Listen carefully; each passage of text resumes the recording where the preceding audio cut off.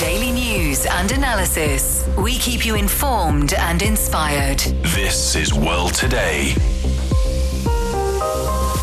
Japan's accelerated increase in defense spending raises concerns. U.S. push for peace in Ukraine faces headwinds as talks continue. And China's high-tech manufacturing sector reports robust profit growth from January to October. Welcome to World Today, a news program with a different perspective. I'm Anna in Beijing. To listen to this episode again or to catch up on previous episodes, you can download our podcast by searching World Today. Our top story. Japan is fast-tracking its military build-up. The government has approved a supplementary budget for fiscal 2025, accelerating its defense spending to 2% of GDP, 2 years ahead of schedule. Local reports say the defense ministry will receive about $5.4 billion in extra funding, partly for purchasing new destroyers, submarines, and missile systems. That brings Japan's total defense spending for fiscal year 2025 to more than $70 billion. An editorial in the Asahi Shimbun warns that Prime Minister Sanai Takaichi's security agenda risks eroding Japan's long-standing defense-oriented policy, and says the fading image of Japan as a pacifist nation is a troubling development. So for more on this, joining us on the line is Dr. Rong Ying, Chair Professor at the School of International Studies at Sichuan University. Professor, the Japanese government has pushed through a new budget for 2025, speeding up its plan to raise defense spending to 2% of GDP 2 years earlier than promised. And here the key point, over 1/3 of that money goes to long-range strike weapons. So the big question is, has Japan basically moved beyond its post-war defense-only policy? And what's really driving this push for offensive strike capability? Well, I think the raising of Japan's budget 2 years in advance to a percentage is definitely a very serious major development in terms of Japan's so-called normalization or militarization. It is more serious development as you rightly said, 1/3 of that budget would go to the development of offensive capabilities, which very much in a way, I think, contravene Japan's defense policy, which is supposed to be exclusively defense in nature. And this is largely because Japan's a defeated nation, defeated country, and its development of defense are very much constrained or restrained by its pacifist constitution and also relevant sort of policies related to that. So by raising the defense budget, by contributing increased defense to development of offensive capability, definitely is a very serious development and a serious departure from the Japan's defense policy. And definitely, I think it would raise concerns, apprehensions. Not only, I think, the neighboring countries, which in the 80 years ago, during the World War II, were the victims of Japan's militarization, but it would also raise the big question to Japan itself, Japanese people, the future direction, the so-called strategic direction of Japan, 80 years later, where Japan will be going. Speaking of that, while Takaichi's administration is pouring money into the military, Japan's economy is growing at barely 1% a year, and its national debt is huge. Now the government wants to raise taxes on individuals and companies to pay for this radical quote-unquote defense, and people are clearly unhappy about this. So how do we view this shift toward guns over border?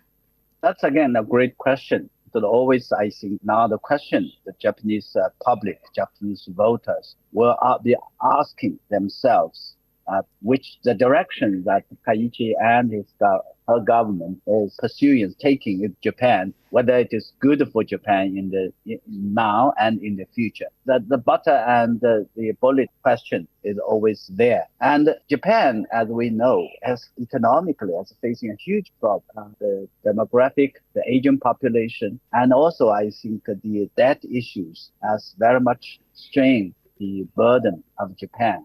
as a society. And also, I think if you look at the Japanese average people, on the streets, in the past few years, we have seen the rising prices, the inflation has causing a lot of budget.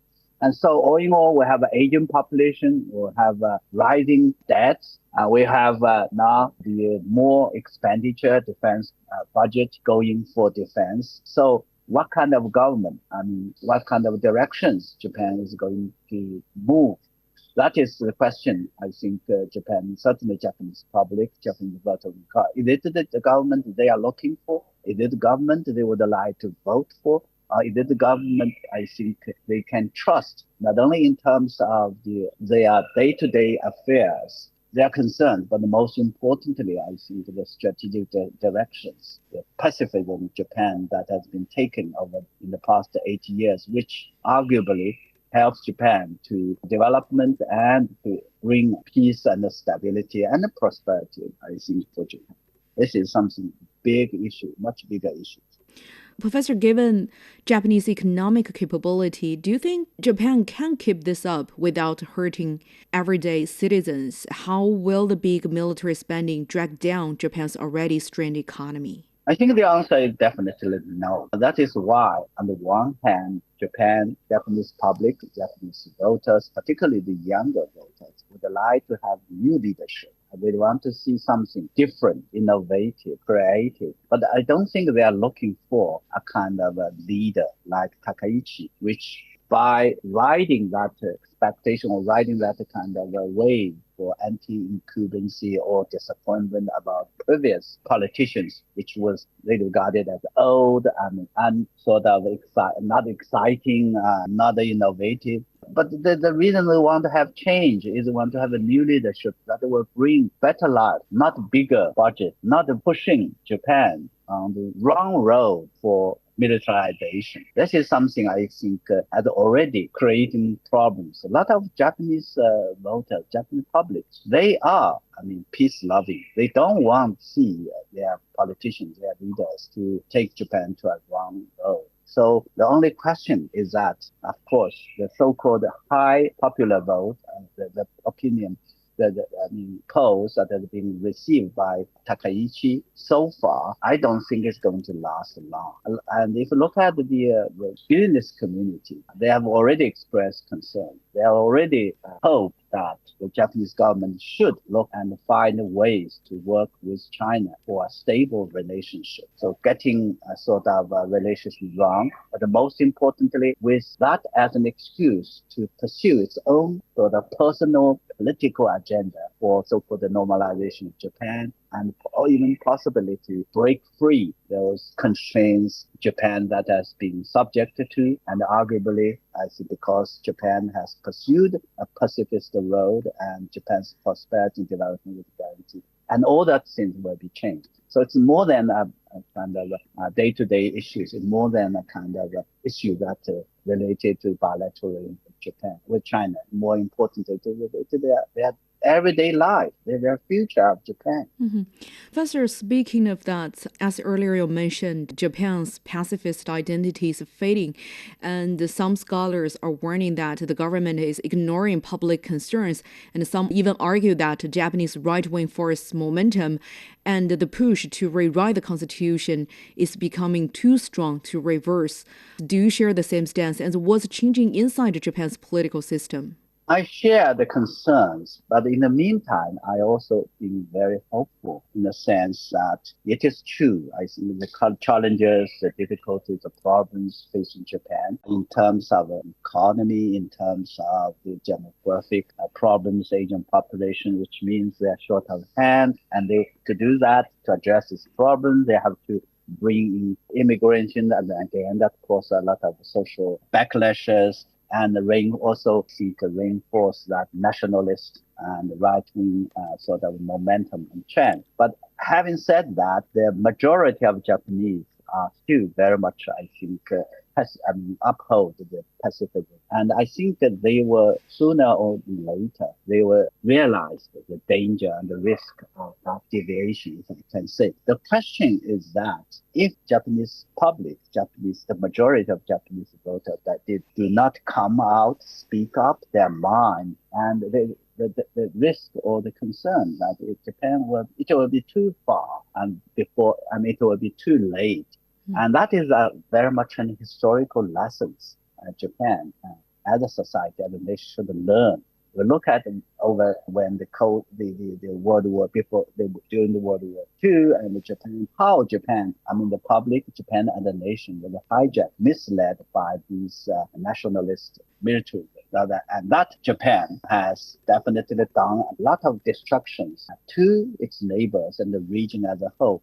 But also for the Japanese as a nation. Remember, over 3 million Japanese died because of the war. So a Japan that has been misled by these right-wingers, conservatives, militaries, would cause damages, destruction for itself, and of course for the region as a whole, and even the world as a whole. Indeed, these recent moves echo the historical pattern of pre-World War II Japan: create a threat, build up arms, then invade other nations. Then, given the past and China's historical suffering under Japanese militarism, does China today have enough diplomatic weight and military capability to deter Japan's rising right-wing forces and safeguard the hard-won regional stability in East Asia? My answer is that as far as China is concerned, I think because of the development of China, both in terms of economic and military and technology, I don't think Japan is in a position to threat China per se. Having said that, the resurgence of Japanese militarism or the threat that is posed by resurgence of Japan will cause huge problems and a threat to the region as a whole. And that is why China, as a responsible country and as a victim of Japan's World War II militarism and Japanese aggression, it is our responsibility to come up to say no and make every possible effort to ensure that would not happen. It is in the benefits of China, certainly. It is definitely in the benefits of the regional peace and stability, and in the benefit of the region as a whole, the world as a whole. And in the end, it is also benefit for the Japanese people. I don't think the Japanese people, majority of the Japanese people, except these small numbers of right-wing conservatives, would like to see Japan, because of that resurgence of militarism, destroy themselves. I don't think Japan would like to see, while they destroy themselves, they brought down the whole region and even the world together. That is something I see China as waking up and running the alarm bells, and most importantly, would do every possible to ensure diplomatically and also other means to ensure that the resurgence of the danger would not have taken place, become true, and the resurgence of Japanese militarism will not happen. Thanks, Dr. Rong, for your insightful analysis. That was Dr. Rong Ying, Chair Professor at the School of International Studies at Sichuan University. This is World Today. Stay with us. Hello, I am Dr. Digby James Wren, a political analyst and international relations scholar specializing in China area studies. World Today offers unmatched in-depth perspectives on China's politics, economics, business, technology, and society. World Today's team of reporters and contributors provides valuable information from all of the world's major economies. I hope you can join me on World Today for the very best insights and news from China, on China, and help to build a better understanding of China's role in the world today. You've been listening to World Today. The U.S. and Ukraine have launched new talks in Florida on Washington's proposed framework to end the Russian-Ukraine conflict, a plan already joined debate across the Atlantic. Officials describe the meeting as constructive, with the U.S. Secretary of State Marco Rubio calling it very productive while noting more work lays ahead. Ukrainian President Volodymyr Zelensky says Kyiv will move quickly on steps toward ending the war. Meanwhile, Russian President Vladimir Putin has repeated Moscow's conditions for halting military operations. The Kremlin says it's ready for serious discussions with the United States, while again rejecting any prospects of Ukraine joining NATO. To delve into this, Let's have Kamal Makili Aliyev, Associate Professor at the School of Global Studies at University of Gothenburg. Thanks for joining us, Professor. Thank you for having me. Professor, the U.S. and Ukraine just cut the peace plan from 28 points down to 19, and Washington says talks were very productive. But there's still more work to do. What exactly do they mean, and what do you think are the real sticking points left on the table? Well, the core obstacles are very well known. This is a territorial status, credible security guarantees for Ukraine, and verification enforcement mechanisms for hopeful peace agreement or at least an agreement around the ceasefire. And Moscow still demands that the Ukraine makes some withdrawals from the current battle lines even and make territorial concessions as a part of a deal, while Kiev still insists on its sovereignty and that it doesn't have to yet agree to any kind of territorial concessions, and also on its side demands security guarantees of non-repetition of aggression, while also being concerned of how the peace between Ukraine and Russia is going to be enforced. So neither side really trusts simple verbal promises, and any framework must include phasing, sequenced, international guarantors-backed and robust verification elements introduced into the areas of core obstacles. Otherwise, there would be no consensus, and the consensus currently is very, very thin in these issues. Professor, about the negotiations itself, we know Kiev's chief negotiator, Yermak, has stepped down during an anti-corruption probe.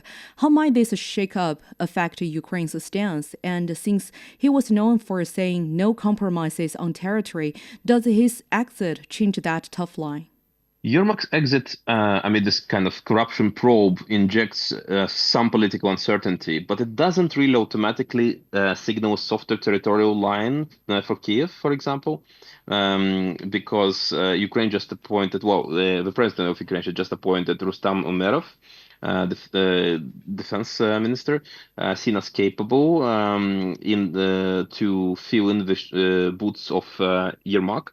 And President Zelensky has publicly reaffirmed the refusal to cede territory, so that the first contentious issue is not going to be resolved by weakness in the political unity within the Ukrainian government. However, this leadership churn is actually weakening Kiev's bargaining credibility in the short term. And I think it hands a lot of leverage to mediators that are pushing timelines, read United States. So expect tactical adjustment, but not necessarily wholesale pivot for the Ukrainian position on the core issues, starting with the territorial issue. But that's, of course, is provided that the domestic politics remain stable after that, and nothing like a major crisis will erupt in the political governance of Ukraine. Professor, as you earlier mentioned, territory is still the biggest disagreement and is still not clearly resolved in the updated plan. And Putin says Ukraine must pull back from certain regions or Russia will keep pushing militarily. Zelensky insists Ukraine will never give up land. So with those positions so far apart, is a real ceasefire even possible? And can the U.S. actually move either side on this issue? Yes, that's why I'm skeptical. That fundamental gap that makes a comprehensive ceasefire very difficult now. Washington can press both sides towards, phased and even verifiable freeze of hostilities as a pragmatic compromise. But it cannot impose a durable settlement for Ukraine and Russia in the absence of the concessions from Kiev that Kiev itself sees as reversible or secure. So kind of temporary concessions that may be reversible in the future. So realistically, the United States can broker pauses and even sequencing in fighting. That's totally possible. But forcing either side to accept an outcome it views as existential, I think it's going to be unlikely, at least for now. Let's delve a bit further into Washington's calculation. The U.S. is pushing Ukraine with deadlines while also talking to Russia, and some analysts say this is really about freeing up attention for the Asian Pacific. How do you see the U.S. playing its role here? Well, I don't think Washington is kind of deprioritizing Europe, but it certainly is rebalancing its foreign policy in the areas of security. I think Washington seeks to end the very costly European war, costly for the United States, of course, while at the same time refocusing on the long-term strategy, its long-term strategy on the Indo-Pacific. So the US motivation here blends desire to reduce military and fiscal burden for itself, claim diplomatic achievement at the same time, ending the war with Ukraine, Russia would be that, and then reorienting its strategic resources towards Indo-Pacific, and all of this while trying to preserve credible security posture in Europe, which is very difficult. But that's the goal, I think. That dual objectives creates political tension with some European allies because they don't necessarily agree that the US should do that. About European perspective, Europe can't seem to agree on the matter. Belgium says using frozen Russian assets is a mistake, and EU funding for Ukraine is also stuck. And Hungary's Prime Minister Orban visited Moscow and suggesting a US-Russian summit with Europe pulling in different directions. Can the EU still meaningfully influence where these talks go? Yes, the divisions within the EU in terms of foreign policy, they complicate EU's leverage in any kind of talks around ending the war in Ukraine. This kind of disagreements over using frozen Russian assets, varying member positions. For example, you just noted the Hungary's outreach to Moscow. They all weaken a single European negotiating voice. This is very obvious. And the EU, but as an actor, it of course still matters because it matters for financial reconstruction of Ukraine and funding it. It matters for sanctions. It matters when it comes to political legitimacy, and it's really crucial actor in this kind of positions. But the internal divisions, they actually reduce its bargaining power and may force the United States to play a larger unilateral broker role unless EU unity is restored. So EU is very much interested in restoring unity in this crucial moment, but I think it's a little bit failing in this situation, and US is taking more and more single-player role. The original plan had things like neutrality and demilitarization, which Ukraine strongly opposed. After revisions, do you think Ukraine's security needs and reconstruction concerns are better addressed? And if a deal comes out of this, could it actually work both sides in the long-term run? This kind of recent revisions, they have trimmed pro-Russian elements in the text, that's true, and they increased emphasis on the sequencing, security guarantees, and reconstruction, also true. But these key gaps remain that we talked about in the beginning of this interview.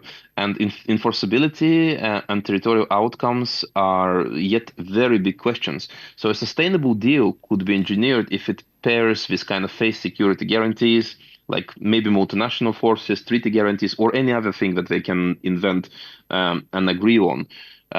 Clear reconstruction funding for Ukraine tied to the rule of law safeguards, impartial verification of a peace regime. It's going to be very much on the table.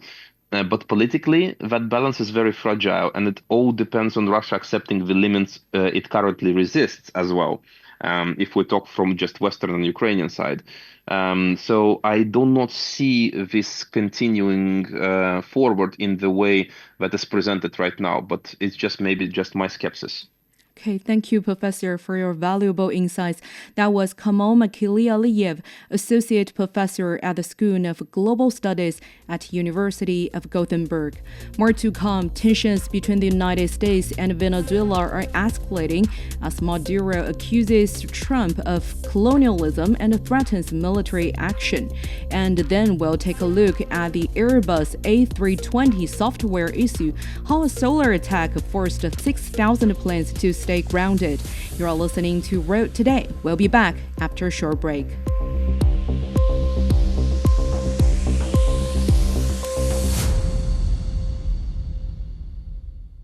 You've been listening to World Today with me, Anna, in Beijing. Let's continue our discussion on China's high-tech manufacturing sector. The country's major industrial firms have reported steady profit growth in the first 10 months of the year, driven by resilient factory activity.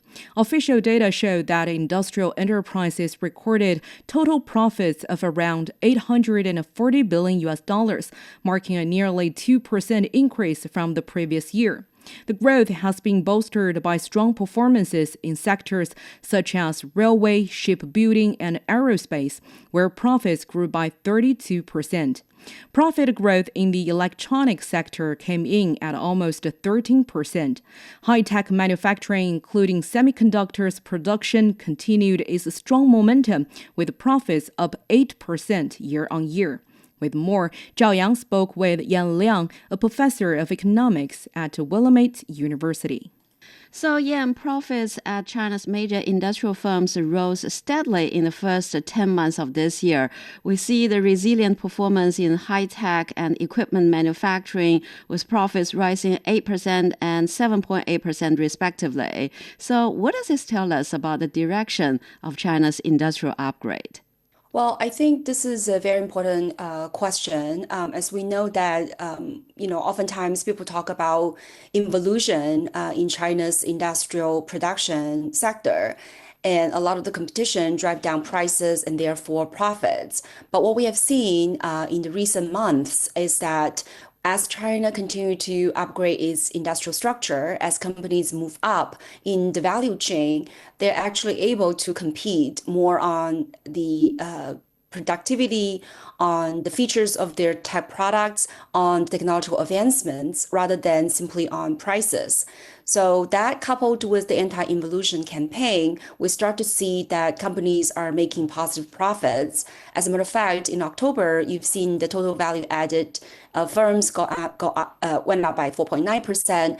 But when you look at the high-tech manufacturing, they grew at a much, much faster pace, actually, 7.2% when it comes to the value added of the high-tech manufacturing sector. And as you mentioned, with these industrial upgrade, more and more value added is being able to create it, and then companies are able to reap more profits. And so for the first 9 months in China, the total profits of enterprises actually gone up by 3.2%. So again, I would argue that this is part of, the anti-involution campaign that basically guide companies not to compete on price wars, but on really, their technological features, and partly due to this continuous upgrading, so companies are able to profit on their value added rather than simply on cheaper prices. And as you mentioned, high-tech manufacturing, which includes products like semiconductors, maintain strong momentum. So how would you characterize China's semiconductor progress over the past few years?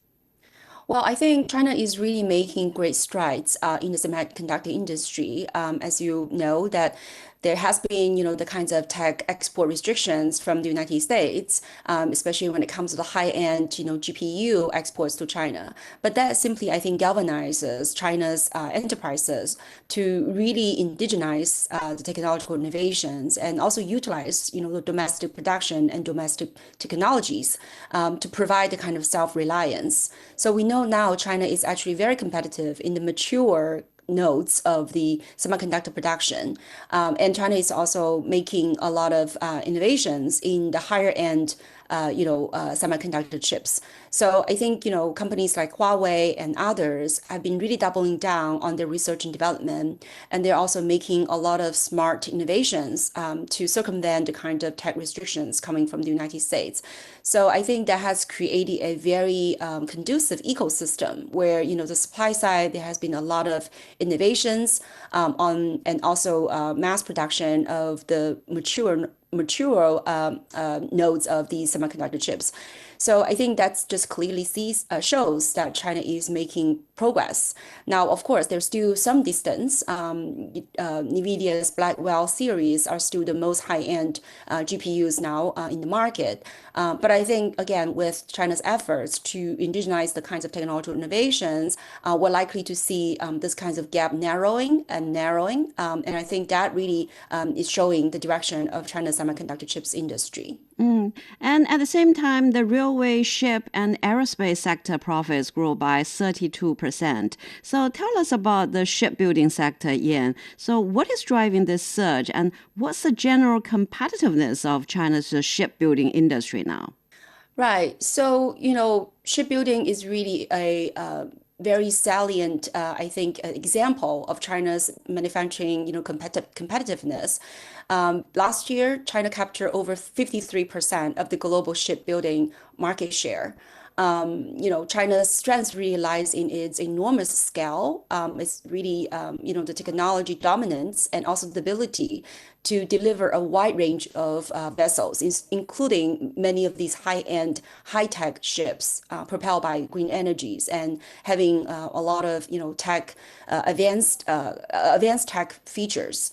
So the dominance really, again, is based on long-term strategic support from the government, but also with the industrial consolidation and really vertically integrated supply chain that really help to foster technological innovations, especially in green technologies. So I think this is really showcase China's strengths in the manufacturing capacity, right? I mean, this is over half of the global market share, and China is again still making a lot of progress. So I think and this is a very important industry because it does provide a lot of spillover effects to various other industries, right? Like steel, like aluminum, and also green energies, and so on and so forth. So right now, I think China is building technological complex vessels like LNG carriers and also next generation container ships. So I think this sector will continue to provide a lot of industrial momentum. Would provide a lot of momentum for the industrial sector, both in terms of technological innovations, but also in terms of mass manufacturing capacity. And for aerospace sector, China's National Space Administration established a dedicated commercial space department and released a national action plan through the year 2027 to support the commercial space sector. And 6 commercial aerospace companies filing for IPO counseling within months. So is this a turning point for China's private space sector? Well, I think China's space sector has also made a lot of progress over time. Right now, we know that there are many, state-owned enterprises that are already in the market, like the China Aerospace Science and Technology Corporations, and also, China Aeroscience Industry Corporation. But there are also many emerging, private enterprises like Land Space, iSpace, Galactic Energy, and so on and so forth. So you are likely to see many of these companies with, I think, the state government support, right, to provide a lot of funding for research and development. And many of these innovative companies are also entering the market and trying to, build aerospace and commercial airplane products.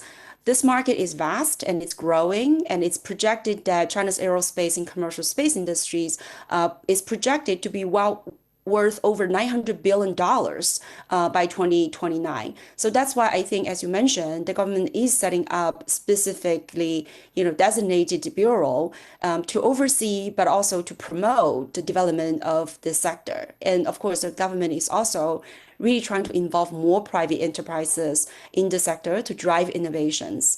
And so I think that it's very likely to see that China is going to leapfrog in this sector. As we know, again, China is making many headways when it comes to their technologies, right? China is really trying to build their own commercial airplanes like C919. And also China has successfully, back in 2029, launched the Shenzhou 12 spacecraft. And many of the new developments have really happening since. Now, there's still a little bit distance, as we know that in 2024, the United States, launched 185 orbital launches by SpaceX, and China completed 68 launches.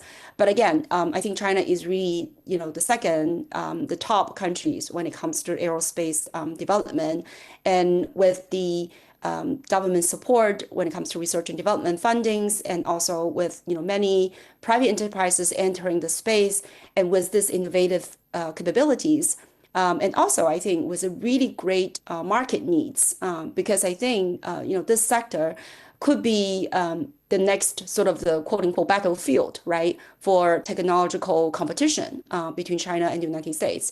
So I think with all these, both pressures, but also with really this market opportunities, I think we're likely to see, China is going to develop very rapidly in the aerospace and commercial airplane space. That was Yan Liang, a professor of economics at Willamette University. Now let's turn to the escalating tensions between the United States and Venezuela. Venezuelan President Nicolas Maduro has accused the U.S. of colonialism after President Donald Trump announced plans to close airspace above and around Venezuela. Venezuela is now on high alert following U.S. attacks on vessels in nearby waters and a significant military and naval buildup in the region. It's reported that during a phone call last week, President Trump warned President Maduro that the U.S. could resort to force if he did not step down voluntarily. Venezuelan officials have accused the U.S. of using drug interdiction as a pretext for instigating regime change and expanding its influence in the region. For more on this, my colleague Xu Yawen spoke with Jiang Shixue, distinguished professor at the College of International Relations at Sichuan International Studies University. Professor Jiang, the U.S. has deployed significant military assets to the Caribbean, framing this military buildup as the counter-narcotics operations. Yet data shows Venezuela is not a major source of drugs entering the U.S. What's the real reason behind the U.S. military actions against Venezuela? Over the past 2 decades, or I would say more than 2 decades, since Chavez came to power in the year 2000, Venezuela is following the policy of anti-U.S. So the U.S. has been trying all kinds of means to overthrow the government in Venezuela. And Chavez died, and then Maduro became the president of Venezuela, but Maduro still follows the policy of Chavez. So the U.S. is very angry over what Venezuela has been doing. And also I want to point out that Venezuela is an oil-rich country, and it has supplied oil to Cuba and also some other countries. So the U.S. just wishes to do a kind of a regime change policy. So fighting against drug cartel is a pretext. It's not really its real purpose. Even U.S. Senator Chris Van Hollen has raised concerns that U.S. strikes on vessels linked to Venezuela, which killed at least 83 people, may constitute war crimes, especially given the lack of public evidence that targeted boats carried drugs. Then how would you assess the legality of these military actions under international law and potential violations of human rights? The U.S. is a kind of a hegemonic power, follows the foreign policy in an imperialist manner. It just wants to do anything it wishes to do. So I would point out that the U.S. just wants to send a clear signal to President Maduro and his government, or even to the people in Venezuela. That means Maduro must go, and because Venezuela has been following the policy of the U.S. But who knows what will happen, because Venezuela is relatively weak in comparison to the superpower, the U.S. military strength. So Venezuela has to ask the international community to fight against the action undertaken by the U.S. Well, actually, in response to U.S. threats, President Maduro has asked OPEC members to take actions to protect Venezuela's vast oil reserves. In your view, what specific measures is Venezuela hoping OPEC will take, and how feasible is it for OPEC members to respond to his request given the diverse interests and priorities of its member countries? In the 1970s, the oil producing countries did a kind of embargo against the West. And I guess maybe Venezuela wants other OPEC countries to do the same, say something like embargo against the U.S., but it's not easy to do so nowadays. In a political gesture, so I think Venezuela wants to have a kind of support from other OPEC countries.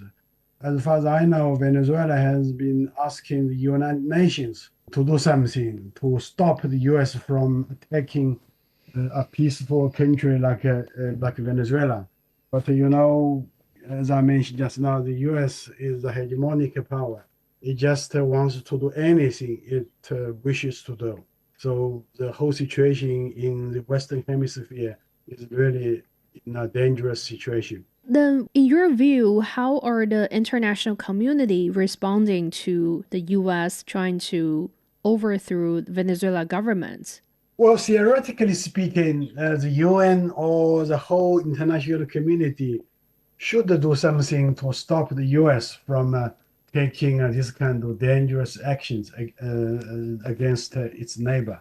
But nowadays the UN is really not so powerful.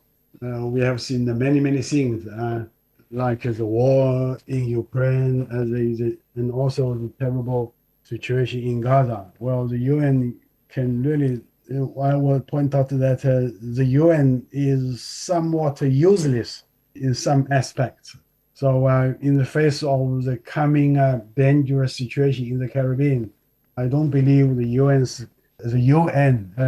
can really do something to stop the U.S. from invading Venezuela. Then what impact might this have on future diplomatic relations between the U.S. and Latin America? Because as you have just mentioned, we see the tensions escalate between U.S. and Venezuela. Also, the U.S. labeled the entire Venezuelan government as a terrorist entity, and then Trump issued this ultimatum to Maduro to leave Venezuela immediately, and Maduro apparently refused to leave. Given these developments, what will happen next, and how will that have the ripple effect on the diplomatic relations between U.S. and Latin America? Well, there are 33 countries in Latin America. As far as I know, there are quite a few countries who do not like Venezuela because they believe that Maduro is doing some kind of wrong things domestically, taking care of its foreign policy as well as its domestic policies. But regarding the possibility that the U.S. is going to take military action against Venezuela, I'm sure that most of the countries in Latin America might be, we might say Argentina might be the only exception. So I would say just the majority of the countries in Latin America would oppose the U.S. taking this kind of military actions. The region has declared itself as a zone of peace or a continent of peace. This kind of recognition has been accepted by every country in the region. Suppose the U.S. will take military action against Venezuela to overthrow the government in Venezuela. Well, the bilateral relationship between U.S. and Latin America will turn for the worse and worse. That was Jiang Shixue, Distinguished Professor at the College of International Relations at Sichuan International Studies University. This is World Today. Stay tuned. Welcome. I'm Elaf Elad, economics professor and member of the Data Science and AI Center at New York University, Shanghai. On the World Today program, you can find in-depth and impartial insight, as well as critical commentary on key trends in the Chinese economy, financial technology, business, and blockchain. To prepare for the world tomorrow, join me on World Today.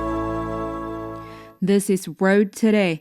Airbus has issued its broadest safety alert, ordering urgent software updates for thousands of A320 jets worldwide due to a solar flare vulnerability. The directive followed a recent in-flight incident. The concern stems from how solar radiation can interfere with aircraft electronics, potentially affecting flight control systems. The alert initially impacted around 6,000 aircraft. While many airlines acted swiftly, several faced disruptions. So for more on this, my colleague Song Ruixing spoke with Andy Mok, a tech analyst and a professor at Beijing Foreign Studies University. First, Andy, could you tell us how Airbus originally discovered this situation? Sure. Well, here are the highlights, or perhaps we could call it the lowlights. So on October 30th, a JetBlue A320 went down very, very quickly in an unanticipated way. So, of course, this would be terrifying for everybody on the plane and the pilots as well. But thankfully, they were able to recover. So nothing disastrous happened. But what this did was it triggered an investigation that led to the discovery that this was actually a malfunction in flight control software. And specifically, at least what has been publicly reported, is that data was corrupted by an intense burst of solar radiation. And what they had to do then was to roll back to a previous version of the software, which was not affected by this. And then again, in some sense, we can think of this as a sort of a miracle in that nothing disastrous happened to this particular plane. And roughly 6,000 aircraft, Airbus A320s, had to be fixed in the sense that new software had to be updated or a patch had to be deployed. And this was done, again, as far as public reporting on this has been, was done very, very quickly with minimal disruption. So, which was important for the United States because, this happened during the Thanksgiving holiday period, which is one of the busiest travel seasons for the United States, in some way like Spring Festival in China. So that, this all kind of happened in a very smooth way. Now to the response. Airbus executed a global software retrofit for thousands of aircraft in a matter of days. Then from a technology and logistics standpoint, how significant is this feat and what does it reveal about the new realities of maintaining so-called software-defined aircraft in commercial fleets? Well, Ruixing, that's an excellent point. And I think what this does is that we step back from the details of this particular instance. We see a deeper pattern. So Mark Andreessen, who developed the first web browser, in a sense, helped launch the internet era, and now is a very successful venture capital investor, wrote many years ago that software is eating the world, meaning that everything we do is going to be handled by software, not just airplanes, but cars, hospitals, electric utilities, etc. And this was seen as a very positive thing in that software becomes the skeleton or the central nervous system of modern society. But what that means, though, is that that not only makes things more efficient, makes it very easy to update, improve things, because you can just change several lines of code versus having to manufacture, ship new pieces of equipment, new physical components.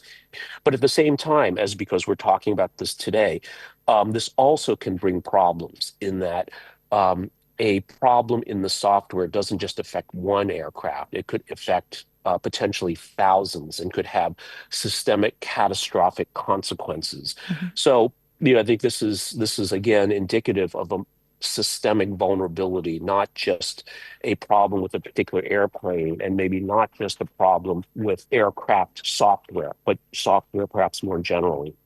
And then what systematic changes are needed to close the kind of gap while ensuring cybersecurity, especially as updates move from physical data loaders to potential over-the-air methods? Well, that's really, I think, the difficulty, or maybe we can call it the dilemma, Roy, because once we rely on software for critical systems like civil aviation, like healthcare, that if there's a problem, either a defect or an intentional act, that it's hacked, this then again creates a large attack surface, and measures do have to be taken. And the positive side is obviously a lot of resources are devoted to software quality, making sure that bugs are caught before the software is deployed, or that software is secure so that it cannot be accessed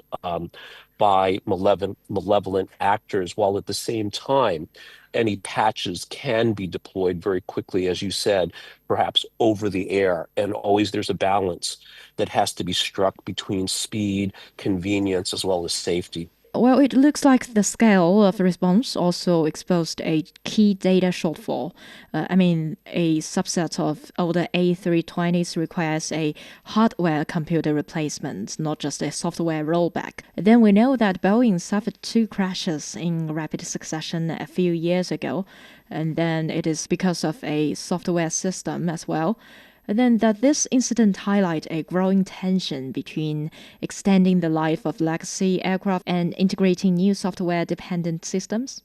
Well, I think that's hard to say, but I want to go back to this point about how in some sense miraculous this was, because you mentioned the case with the Boeing Max, right? And again, that ended tragically, not once, but several times because of a software defect. So we can see that, again, the vulnerability here. And, I think one way we do that, because the trend is, whether we like it or not, we are not only becoming more reliant on software, but very quickly AI enabled or controlled software, which again introduces a new set of vulnerabilities. So I think that this is probably the main challenge versus transitioning from some legacy systems to more modern ones. But I think the world we're in, that this again is a systemic vulnerability that we all should care about, governments, businesses, and individuals. Andy, my final question. Analysts suggest that Airbus' rapid and transparent response, including the CEO's public apology, was directly influenced by lessons from the Boeing 737 MAX crisis. Do you believe this represents a permanent shift in aviation's playbook for handling safety issues? Or can we see this as a kind of over-communication?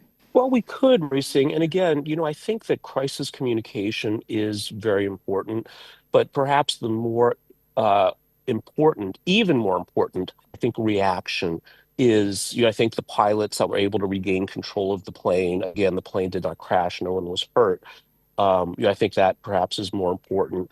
And the minimal disruption to the civil aviation system globally as well.